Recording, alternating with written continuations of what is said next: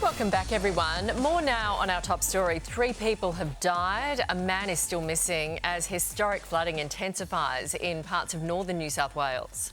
So since the flooding began, emergency services have rescued nearly 600 residents, with a further 50,000 Aussies cut off by the rising floodwaters.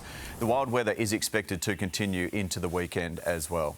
For more on this, we're joined by SES Superintendent Dallas Burns, live at SES HQ. Good morning. Give us an update. What's the latest? Good morning. Yeah, another busy night for our crews, and it'll be a busy day ahead for the 2,200 volunteers we've got on the ground in the area of operations on the mid-north coast. 177 flood rescues in the last 24 hours. We're still focusing on conducting those rescues and helping those people as they need help, but a real focus for us over the next day will be starting to resupply those people who are isolated.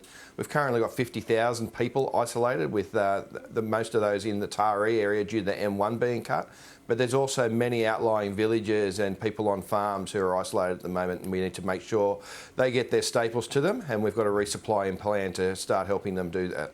Dallas, we've seen the great work of some of those swiftwater rescues overnight. You spoke to us yesterday saying that there was only about a dozen in terms of a backlog of people to be rescued from floodwaters. How is that at the moment? Has that number grown?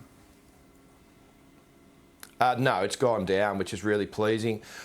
Just before I came on air, I saw we've got 2 rescues being tasked at the moment that are called Priority 1, and there are several other Cat 2 ones waiting for tasking as well at the moment.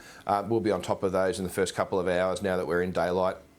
So as far as those properties, the outlying properties, are you talking about people on farms, etc., that you're needing to drop food supplies to? What are you doing there?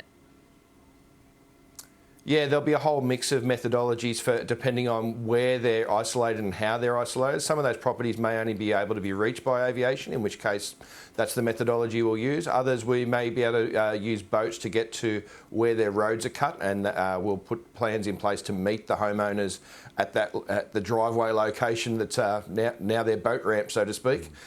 So it really varies on property type and where it is. And in other villages, we may use a cache type system where we take food or basic supplies to a central location, and those people in the flood island, so to speak, may then go and meet us there and get their milk, bread, whatever it happens to be that they've requested. Dallas, how are your thankless crews, your crews that are working around the clock at the moment? We know that this has been building for about a week now. You guys have been doing an amazing job. How are they, those crews out there? Yeah, very much starting to get tired and needing some change over times, and that's a big focus for us here in state headquarters to make sure that we can renew those crews, relocate our volunteers and partner agencies from other zones and areas of the state to give those people in that mid-north coast area a break. But obviously even travelling in to replace those crews is difficult because the M1's shut for us as well. So we've really got to look at leapfrogging people into staging points and things like that.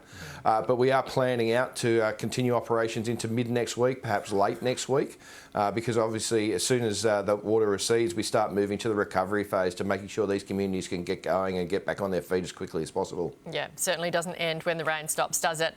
Dallas Burns from the SES, thank you very much. Thank you.